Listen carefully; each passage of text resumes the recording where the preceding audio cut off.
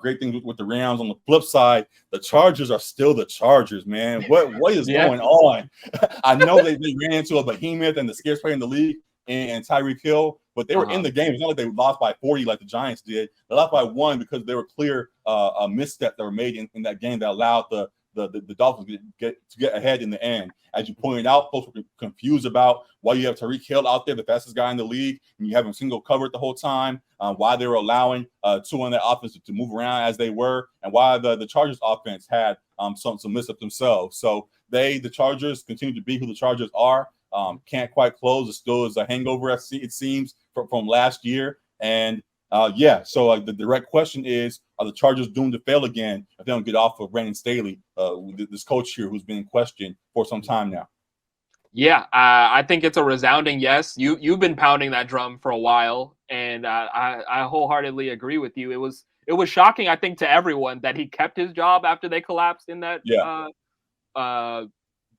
first round of the playoffs against the Jaguars, and to see them kind of repeat the exact same deficiencies in this game.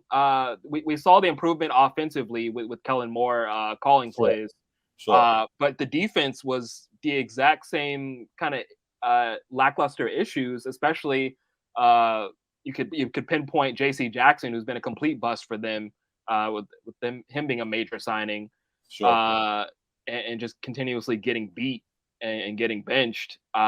Just Brandon Staley being the defensive-minded head coach, and the defense being another glaring issue once again. It feels like they have to move off of him in order to fully realize the success that they want to see with this team. They made the offensive change. They have the guy they believe is the QB, the franchise QB, and has elite talent. He's got the offensive weapons around him. The defense just hasn't been up to snuff, and the defensive decision-making was head-scratching. So, yeah, it feels like they've got to move off of Brandon Staley if they want to fully have the success. I fully hear that. As you said, I've been banging the drum about that. To try to be a little bit less harsh about it, though. He is a good coach. Like this Chargers squad was in the game. They have great talent. There are the pieces there to have a full winning formula. And for most games, for 95% of the game, they play that winning formula. And when it's most time to get the job done at the end, he could not fully make the right moves along with his staff to probably get this team over the hump. Guess the players have some things that they do themselves, and we'll address them in a moment as well. But Staley has been in question down here his whole tenure here. Has not given the Chargers fan base much reason to have positive belief in a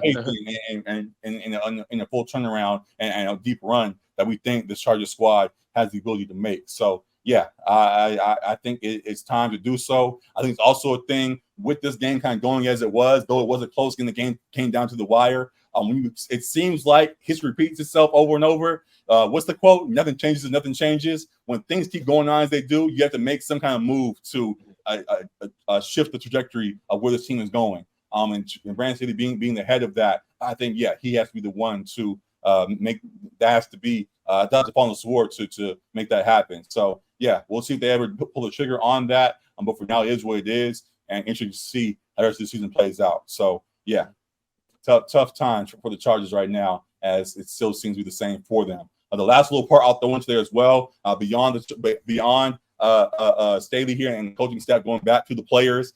We kind of talked about with Josh Allen and the overhype and the praise and all of that. You've also had to say the same thing about Justin Herbert, who seems to get a lot of praise, even though he hasn't yet won a whole lot of things here. Justin Herbert in every scenario is the greatest quarterback of all time.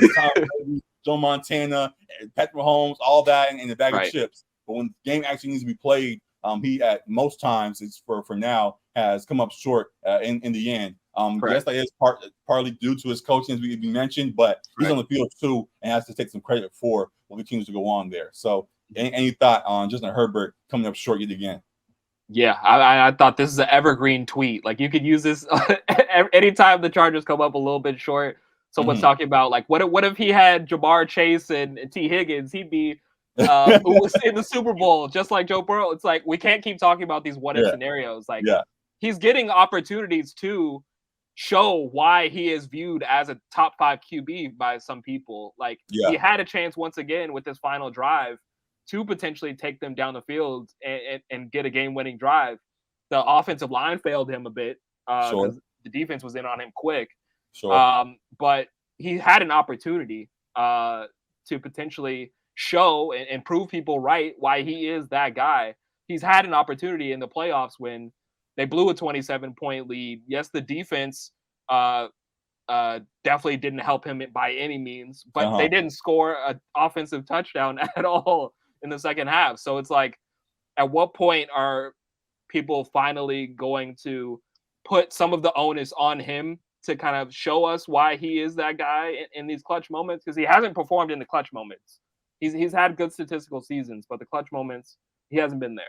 Hey, every dog has his day. Josh Allen had his day this week. Justin Herbert will have his moment soon. I think folks will I hope so. I think people will come to the light about what's going on with him and his team, and not fully turn on him, like hate him and all that, but just say that, you gotta win something. Like, there have been teams that have won more with less than he has around him. So the excuses and all the what ifs and scenarios have to come to an end. He has to reduce. So excited to see how that plays out for them. Excited to see all things going on here in LA. A lot of fun stuff to look forward to. And then we're going to be tuned in to the Rams, Chargers, and everything else going on across the league as we address. So